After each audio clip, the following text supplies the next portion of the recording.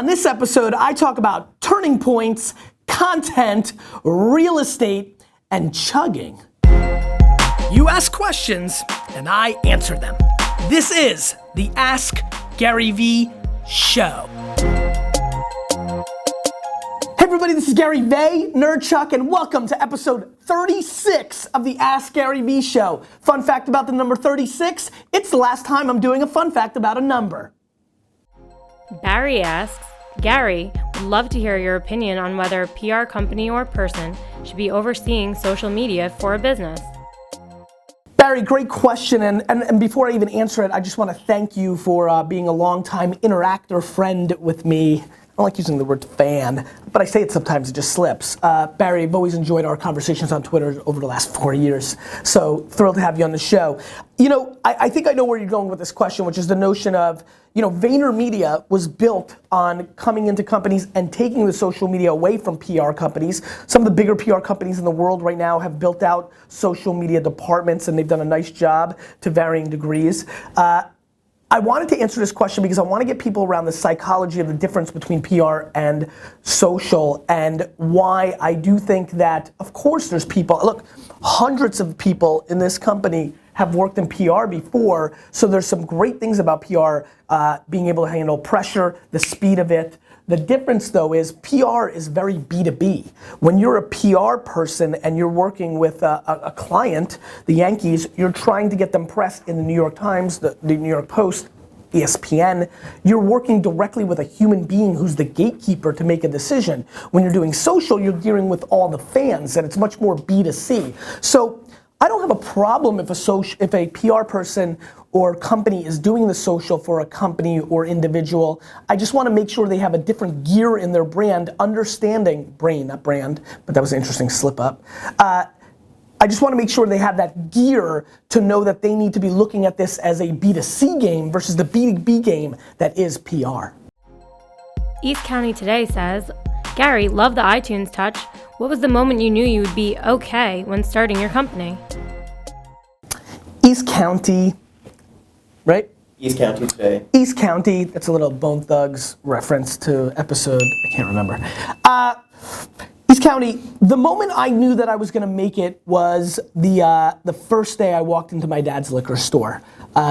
And the reason I decided to answer this question and trying to find value for everybody watching, other than me bragging about that I had the bravado from day one, was the notion of not even worrying about that moment. Meaning, one of the biggest things that I'm trying to teach, I know I'm turning a lot today, one of the things I'm trying to teach all my management here at VaynerMedia and all my founders in my startup investments and my co-founders in companies. I had a meeting with my co-founders at Resi last night.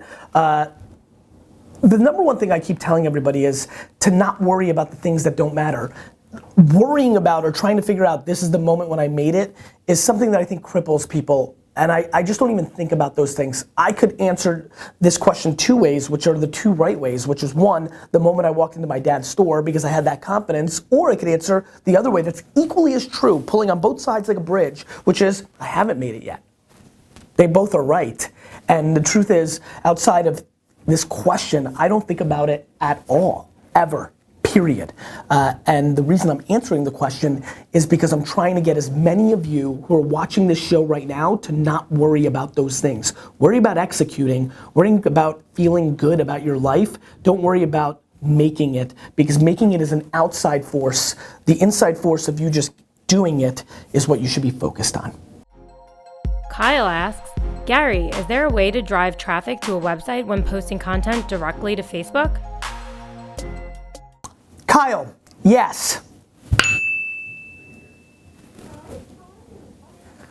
As you can tell, that Facebook post on my fan page drove a crap load of traffic to my Medium article, which is content. Facebook, I answered this question because I wanted to show you raw details, because I think raw details is even a deeper version of this show, and I continue to try to go deep within myself to really drive you value, especially because this is only a 50 episode experiment. Just kidding. And so The answer is absolutely. Facebook is actually probably one of the biggest drivers of content awareness outside of itself to other destinations in the world right now. So the question is, how do you do it organically? How do you do it in a paid, targeted way? What I just showed you was organic. I have a pretty big foundation of 150,000 fans on that page, but there's people that I've seen post content that have 800 fans, and enough people shared it, and enough people liked it, and enough people commented it and shared it not only within Facebook but outside of it, that it created fire. Facebook is content awareness infrastructure in a 2015 world. So not only is there a way, I think it's one of the singular best ways, and so I would highly recommend making an investment in Facebook fan pages, recognizing the distribution opportunities that it creates for content you're putting outside of its network. Hey Gary, I'm a realtor, and our team puts out a lot of video.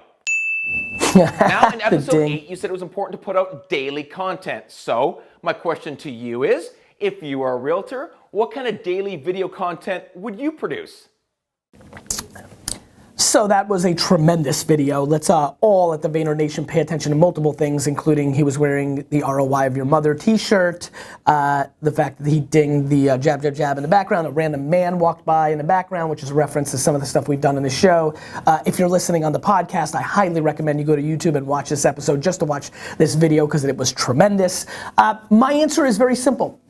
If I was a realtor, the thing that I would do more than anything is actually review the area around the places where I sell homes. Let me explain. If I'm selling homes in Millburn, New Jersey, I'm putting out a daily piece of content reviewing the school. Then I'm interviewing the individual teachers if I can get access to them. Then I'm reviewing every local business, the Subway shop, the wine shop.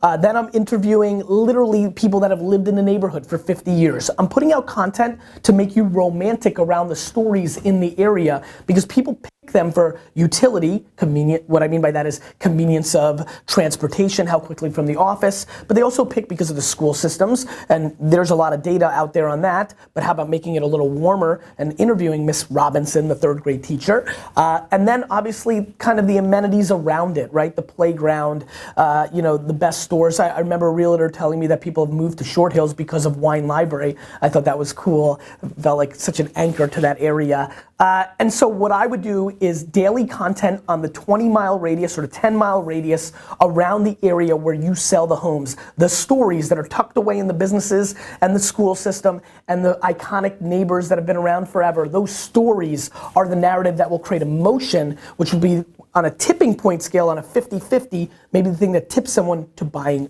your home. Sean asks, Gary, most big successes have a huge turning point where things really take off. What was that turning point for Winelibrary? Sean, great question. I guess there were some turning points when, the Wine Spectator ad that we ran, the first New York Times full page ad, the time I reset the store and took 50% of the beer off the floor and added more wine. When I started winelibrary.com, the day I started the email service, the day I jumped into Robert Parker's forums in '97 and became part of the internet community around wine. The 2000 Bordeaux vintage when we bought heavy, when I first started promoting wines that nobody ever heard of on email, Richard Partridge Cabernet comes to mind. When I hired Brandon, as you can tell, there are many moments that we made it, but it was just trucking along, building on top of each other, step by step. My friends, if you listen to 2 of my answers on this show, you understand one very interesting thing about me, which is I may have the energy of the hare, but I am the tortoise. You know what I'm putting up there, right? That beautiful thing you did, Zach. Okay. Show Zach. You did a very nice job on that one. For everybody listening, I'm pointing to the tortoise and hare image I put out on Instagram. Go check me out on Instagram /GaryVee. Anyway, when I made it, the turning point moment, everybody who's watching and asking these questions are looking for this sign. Like I saw the sign. Like this sign that okay, it's not that. It's head down, you love and believe in what you do, and you just never think about those moments. You just keep trucking along. It's lunch pail mentality. It's old school Eastern European put in the work mentality. I don't think about these things, guys. The Fortune 40 under 40 that just happened, is that a turning point in my career? Sure, some people now think of me differently because I'm in the context of those people, but it's not. It's just chug and chug and chug and chug and chug and chug and chug and chug. And so chug. Thanks for watching the show. You like that, D-Rock? Don't edit that part. I want your giggle in there. Thanks for watching the show, everybody. Episode 36 in the bag. Question of the day. Let's use this whole theme of the show. Question of the day, very simply. Do you think you're a chugger, or do you think that you had a turning point moment? And if it was, what was that? And by the way, episode 35, we dropped off of the momentum of episode 34 on the banter. I've told you about the banter. I can't be this situation where I have to yell at you about banter and then it happens and then you fall off the next episode. I expected maybe 15 episodes and I'd have to talk about banter again, but the community, get in the comments. Get in the comments. Thank you. You keep asking questions, I'll keep answering them. Oh crap, wait, subscribe! I need subscriptions because I can't push this many right hooks in social, so subscribe!